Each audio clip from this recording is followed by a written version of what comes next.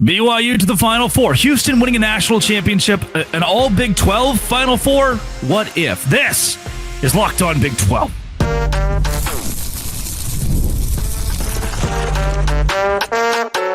You are Locked On Big 12, your daily podcast on the Big 12 Conference. Part of the Locked On Podcast Network, your team every day. Happy Wednesday, everybody. Welcome to Locked On Big 12. I'm Drake Toll from America's #1 Big 12 podcast, Locked On Big 12. Thank you for making this show your first listen every single day. To my left and or right, Cole Adams, at Cole Adams, 2 S's on X, the greatest ball knower in the history of our great planet. This is March. He has not slept, and he's here to talk hoops. We will start with who's making the deepest run out of all the Big 12 teams. Is the SEC overrated? We got schools who are way sub 500 in the tournament, 14 of them. Is that okay? And then Houston, West Virginia, BYU. Is the Big 12 being disrespected in the way that it was placed for March? If you hit subscribe, we get to keep our jobs, and that would be nice. Cole, let's start.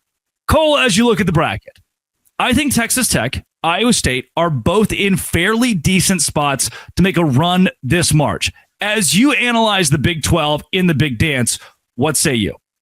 Yeah, I think that if Texas Tech's healthy, obviously, I think that they have a very good chance of making a little bit of a run. I don't necessarily know if without Keyshawn Gilbert, I'm a little concerned about that.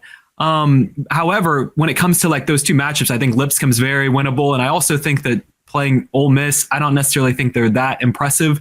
And I don't believe that either North Carolina or San Diego State, we all know North Carolina, maybe shouldn't have been in the NCAA tournament. We'll get into kind of that later. But I think that Iowa State definitely has a chance at least getting to the Sweet 16 despite, the injury. I still like this Iowa State team. I like what TJ Otzelberger does as a head coach. I trust them at a tournament setting at least to get, because they're consistent. I don't necessarily think they're going to blow you away by any means, but I think they can at least get to the second weekend for sure. Iowa State, Texas Tech, both being on the radar defensively is where I'm happy. Houston kind of got a weird shake, and we'll dive really into that later, but with them likely having to play Gonzaga in round 2, do you feel more confident in Iowa State or even Texas Tech than you do Houston, given where the Cougars sit with Gonzaga looming? Yeah, I'm going to be the one person that I feel like I would trust Houston over Gonzaga too. I was not super blown away by Gonzaga watching them all year, and I'm usually somebody that kind of likes Gonzaga historically. And yeah, that's been to my own detriment, but I like this Houston team. I think they've flown under the radar. And in fact, it's crazy to think, I think they started 4-3 to the start of the season. And people were like, is this going to even be a good Houston team? And they obviously figured it out, winning the Big 12. I still trust them. I mean, we can maybe even jump into it now. I still think that they can beat Gonzaga, and I trust them the most of any of the Big 12 teams for sure. And I think that nationally, I think that they've flown under the radar for sure. I'm not super blown away by the Big 12 this year. Yeah. I think that it was definitely a little bit of a down season, obviously with Kansas being, coming into the season as the #1 overall team in college basketball. And they obviously didn't live up to expectations. And, we're seeing teams like maybe even BYU be a little bit of a sleeper team potentially. And I didn't expect that. Maybe next year is the great BYU team that we're kind of, looking forward to with AJ Dubbanza coming in. But yeah. I definitely like this Houston team. I think they've got a pretty good draw. I think they can get to the Final Four. I think they can. I think that their bracket is very favorable for them. I'm not too concerned by the Gonzaga draw. I know you mentioned not loving the Big 12 as much this year, and we'll specifically dive into that in the SEC possibly being overrated, where the Big 10, where the Big 12 are slated nationally, and how analysts are speaking about them. But as you mentioned, BYU, let's dive a bit further with them. Is this a Cougars team where Jay Wright mentioned they could be Elite 8 caliber? Is this a Cougars team that you think has that potential? Yeah, I thought they were playing really well towards the end of the season, and I trust their new coach, Kevin Young. I mean, he comes over from the NBA. It's a little bit different from having Mark Pope, even Dave Rose when they were in the West Coast Conference. I think they have absolutely proven they can go on a bit of a run. Maybe it's a favorable draw that they're up in the altitude in Denver. It's not very far from Utah, obviously, and they'll be used to playing in that environment. Maybe VCU wouldn't be. I know VCU is a very tough draw because they're such a good defensive team, and I watch a lot of A10 basketball. So yeah, so I think this is a tough draw for them, but I still kind of like trust them to get past VCU. And I think they can beat Wisconsin, and they can definitely, imagine a matchup with Alabama. What an offensive basketball game that would be. I do trust them a little bit more than some of the other Big 12 teams. I just thought they were playing really well towards the end of the season. Baylor and Arizona out east. Duke looms as the 1 seed. I know many people have them as the national champion this year when Flag is back. Do you think either Baylor or Arizona? Actually, let's start here with Baylor, because I think Arizona has obviously a much better chance to make a run. Do you see the Bears making any noise or giving up a fight against both Mississippi State and or Duke? Yeah, I've got them beating Mississippi State for sure. I think that they've got way more talent than Mississippi State. And I trust them a little bit more like offensively, obviously having a talent like VJ. Yeah. I'll take them for sure. I think that's the first game on Friday, if I'm not mistaken. So I think I'm going to trust Scott Drew. He's won a national championship. Hard not to. I don't know. I do believe though that Duke is really good this season, despite the ACC being awful. Yeah. I think that if they were in the SEC or the Big 12, I think that they would probably be the best team in both of those conferences. Honestly, I think they're that good. But Arizona, for sure, I kind of trust them to beat Akron, and I trust them to beat either Oregon or Liberty. So I think that Arizona against Duke would be a pretty fun matchup. But, it's hard to trust potentially Tommy Lloyd getting past, those demons. Is he going to actually break through? I feel like Duke's just such a tough draw for them. So that's just kind of where I stand looking at it as a whole. Yeah, 2 teams that play with a pretty good pace, both Arizona and Akron. Do you see this being a possible upset surprise in the Big 12? Or is there another matchup? Maybe it's Lipscomb, Iowa State, or Texas Tech, UNC, Wilmington, where a high seed Big 12 team, even BYU, VCU, a high seed Big 12 team could go down? I would say it would be the VCU matchup. That would probably be the only one. I think that Arizona will be kind of fine playing that tempo. I think that that's kind of what they want to play. I think that will be a fun game for probably the half, but I think they'll be able to run away with it kind of in the second half. So I'm not too concerned about that for Arizona. And I'm not too concerned about Lipscomb for Iowa State because, he'll have them ready. And I mean, it depends with the injuries that Texas Tech has had. I mean, all their guys are going to be playing, so I'm sure they'll be fine against Wilmington. Wilmington, I think, is the best 14 seed, but I'm going to have to trust. I like Grant McCasland. I think that their style with, having JT Toppin and all those guards surrounding him, I think they'll be fine to get past Wilmington as well. Let's talk conference affiliation. The Big 12 has always been number one. I say always, at least the last decade, and now everything is flipped in 2025. Is that right? Is that fair? Yeah. This is Locked On Big 12. That's right up next. Part of the Locked On Podcast Network, your team every day. Cliffhanger. Today's show is brought to you by Upwork. Upwork is spectacular. Scaling your business requires the right expertise at the right time. With Upwork, find specialized freelancers in marketing, design, and more, all with Upwork. It gives you business flexibility by connecting you with top freelance talent across multiple industries: IT, AI, web development, marketing. Whether you need extra hands for a project or a long-term partner, Upwork makes hiring simple and affordable. Find the right talent. If you need help with a marketing campaign, you've got a freelance expert with Upwork. Posting a job is free and simple, and within a day, multiple qualified candidates will be there for you to choose from. Instead of hiring full-time, Upwork helps find affordable, top-tier freelancers to scale business efficiently. Upwork.com. Right now to post your job for free. That's UPWORK.com. Upwork.com to connect with top talent and grow your business today. Today's show is also brought to you by Fabric. Fabric is spectacular for what I need. Reason being, yours truly, I am not financially literate all that much, and this has made me much more so. Keeping peace of mind right there. When you have a family, it's even more effective with life insurance online right from your couch. You can be covered in under 10 minutes. In many cases, no health exam is required. Fabric by Gerber Life makes it also simple to get term life insurance that fits your family's needs. Peace of mind. As a parent, make sure your family's financially protected. Affordable coverage. Beyond life insurance, it offers free digital wills and access to investment accounts to help you plan for your children's life. Join the thousands of parents who trust Fabric to help protect their families. Apply today, just minutes at meetfabric.com/lockedoncollege. Meetfabric.com/lockedoncollege. Policy is issued by Western Southern Life Assurance Company. Not available in certain states. Price subject to underwriting and health questions. That is Fabric. Visit Fabric today. And when we came back, Cole Adams, of the greatest ball-knowing person on X to ever exist, has joined Locked On Big 12 to talk whether or not the SEC is overrated and the Big 12 is not getting enough flowers. Cole, I'll leave it right there. Not much else to cue you up. Is the SEC a little bit worse than the national media would like you to think right now? Yeah, I would definitely say like the bottom half of the SEC is not that great. And I think that they definitely were overhyped kind of all year.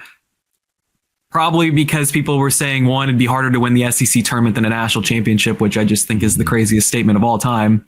And I feel like they were definitely a little overhyped this season.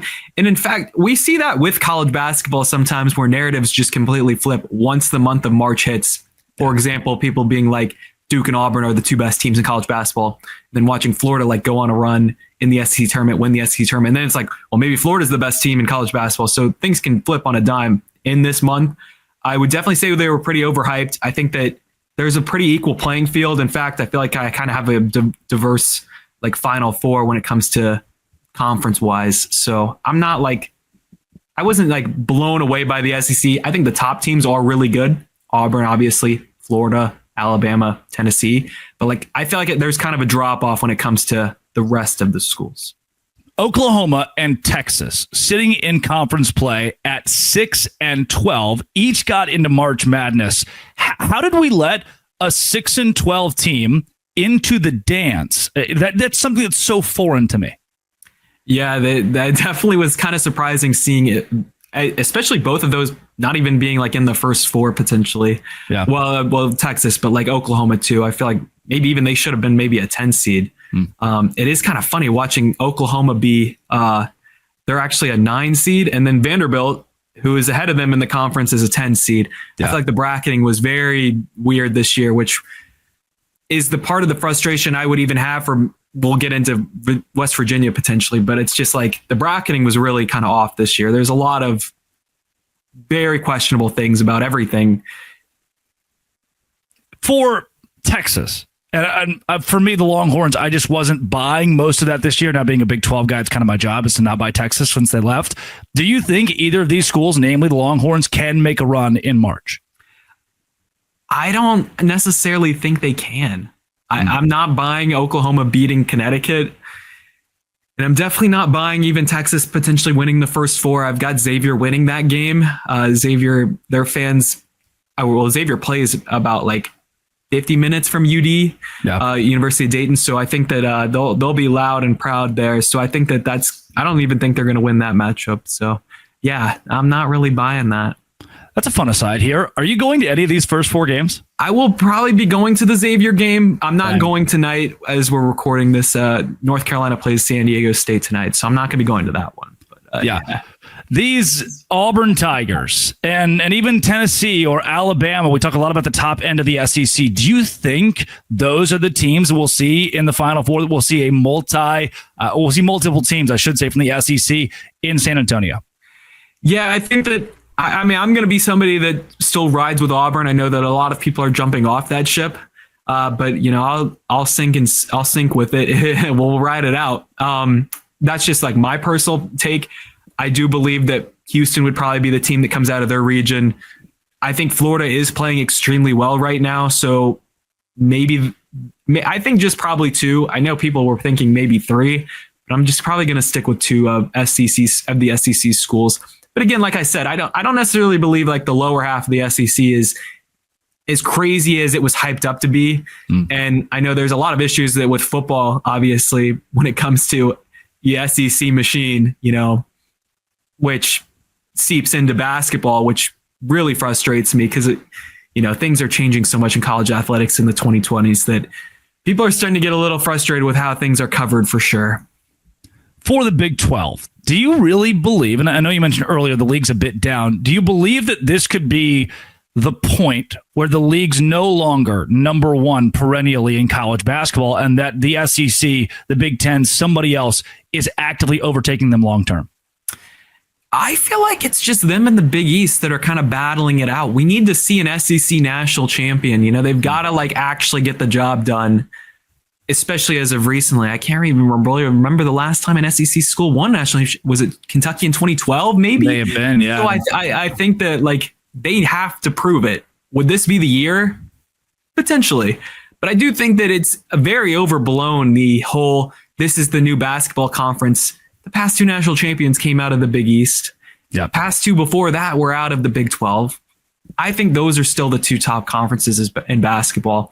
I think this would probably be the tournament where the SEC does they have to get a national champion this year, I believe. I think this would, because it was just so hyped up, you know, all season. I feel like the SEC was just shoved down everybody's throat when it comes to, hey, this is the best conference. Well, it's March. You have to go and prove it. So this would be the season for them to, I don't necessarily think, again, like I said, taking over as the top conference.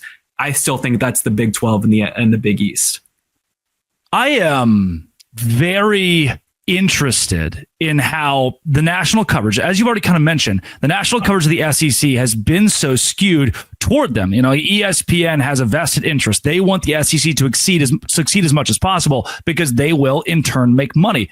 Do you think there's some sort of national narrative that helped force the SEC to so many people's households as this great conference that's so good, and they need 14 bids in the tournament? And that's kind of why we're looking at this. Maybe it's national media pushed. Yeah, and that's where like the bracketing is getting very questionable, because obviously if they're going off like what bracketologists say, because there's a lot of great coverage on Twitter, and if they're going off like the metrics that they're using, whether that's the net, whether that's certain analytical websites, there should have been teams that should have made the tournament over some SEC schools that made the NCAA tournament. I get frustrated with football, obviously, because it's such a problem in football. I hate seeing it seep into basketball, because basketball is my favorite sport when it comes to the two, college football and college basketball. Because I'm a huge mid-major fan.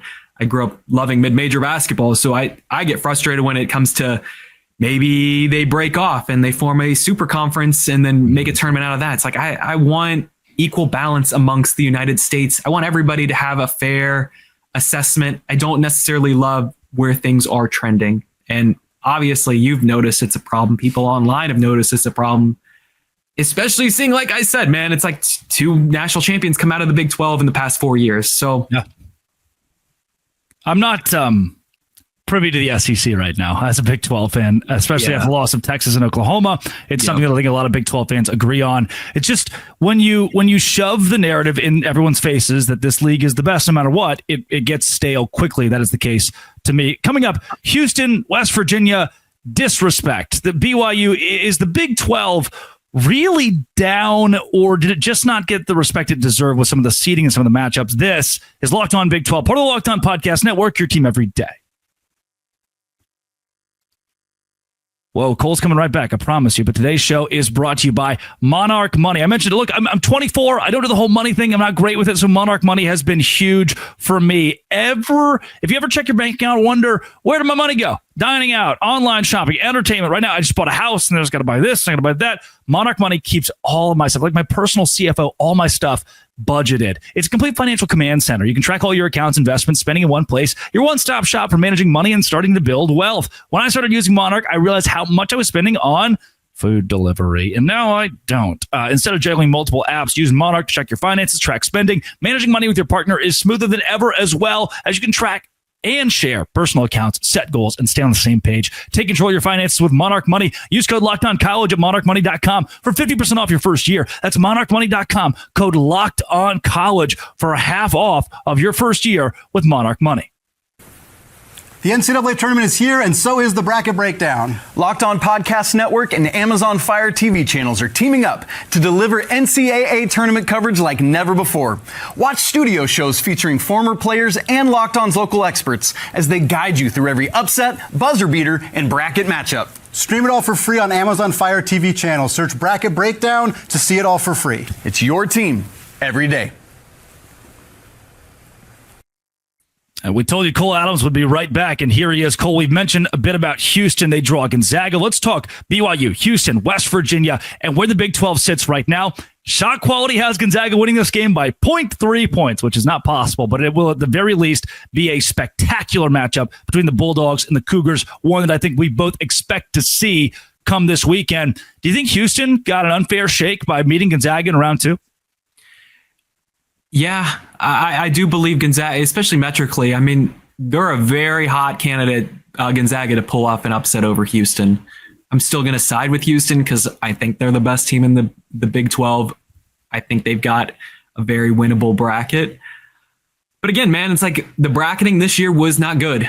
Yeah. That is definitely the conversation online. And I think that I don't really necessarily believe a lot of schools got a fair shake, especially like when it comes to the seeding lines around the 7 to 10 range. I'd say that things were pretty skewed this year. Yeah, we're seeing Houston, the number 3 team from KenPom, playing number 9 Gonzaga in the round of 32. Wild that you get that good of a matchup already. This Gonzaga team vaguely reminds me of a school that can make a run like that UCLA did, I think, in year 1 under Mick Cronin when they faced Gonzaga in the Final Four. The winner ended up playing the Baylor Bears. This is what Gonzaga reminds me of this year, one of those lower-seeded, wily teams that has an experienced head coach and makes a run in March. They would have to get past Houston, but it feels like the seeding just doesn't make sense. I want to stick there for a second.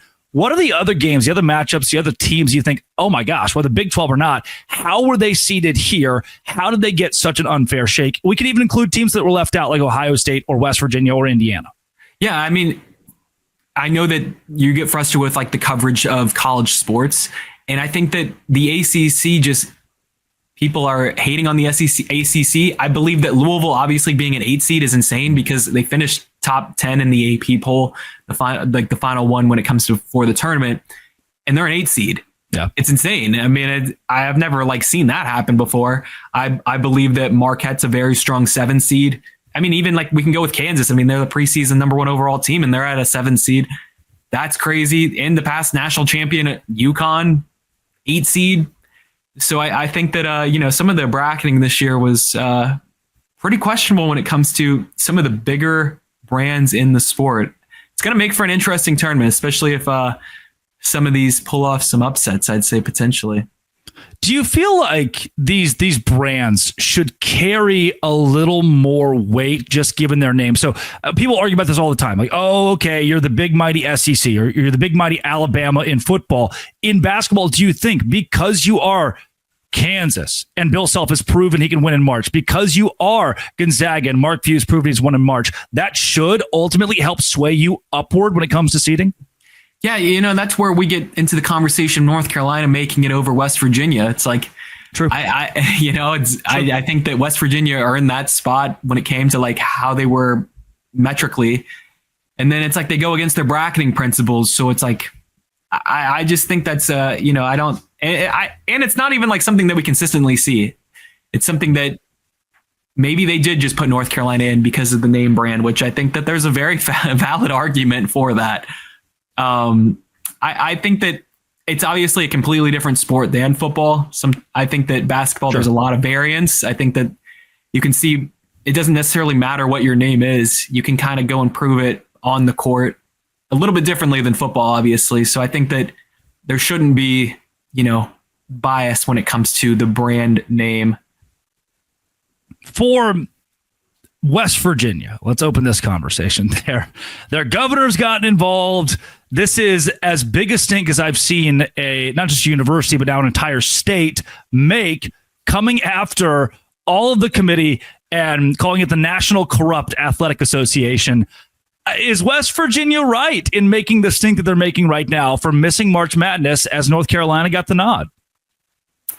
I mean, I do believe that if they're going off what they say they should, they should have made the tournament. Like, the metrics favor them, especially over North Carolina, because the ACC was pretty bad this year.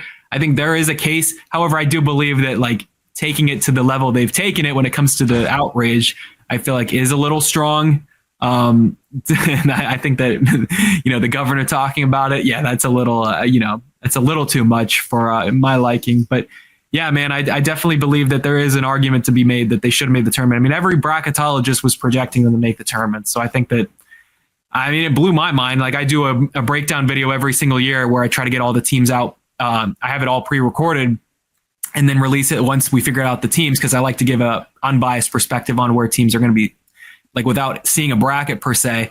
And as I was waiting during the selection show, I'm just like, where is West Virginia? How have they not picked yet? And then they didn't end up making it. So yeah, it was definitely pretty surprising.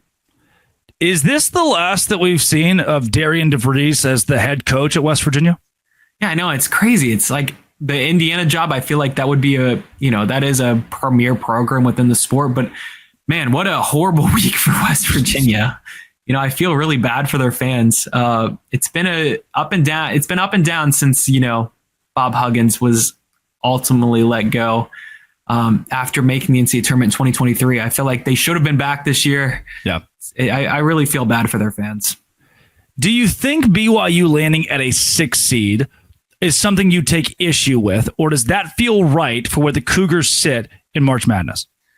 Yeah, I'd say about like 6-5 was what I was predicting, at least what I was expecting. I think that's not necessarily a bad draw for them. I don't know. What do you think, Drake? I feel like BYU, and part of this is the fact they can't play on Sundays. So yeah, that's such a good point. The question is, hey, do you want to be a 3 seed and you can play in Denver and you can play on Saturday instead of Sunday? Sure. The only other option would be a 6 seed. You get great location and you don't play on Sunday. If you were a 4 or a 5, one of those two things is now thrown out of loop. You don't get to play in Denver, which is closer proximity, large portion of LDS faith that lives there. So I think BYU, in the end, being a 6 is going to benefit from having that spot based on fans being able to get to the game against VCU. And maybe instead of taking issue with the seed itself, I do take issue with it being VCU. This feels like a very strong 11 seed, a school that's become kind of a perennial mention in March. We talk about them once every couple of years as someone who could be dangerous. Do you feel as though that matchup then is something that's unfair to give to BYU in round 1? Potentially. I mean, maybe they could have gotten a team that was in the first 4. Drawing another A10 team like they did last year is a little And the A10 had 2. I mean, they won that matchup last year, Duquesne, and then Dayton won as well. So like 2 teams from the A10 made the round of 32. That's where it's like, I love college basketball because you can just get so much variance from all these even smaller conferences like the Atlantic 10. I do think VCU should have probably been like a 8 to 10 seed. I think they were around that range. So as an 11, that's a pretty tough draw. However, playing in the altitude, they don't have to, they're still in Denver. Maybe that impacts VCU. VCU is a team that likes to slow it down though. So I think that's going to be a really fun matchup either way, which has me excited as a basketball fan.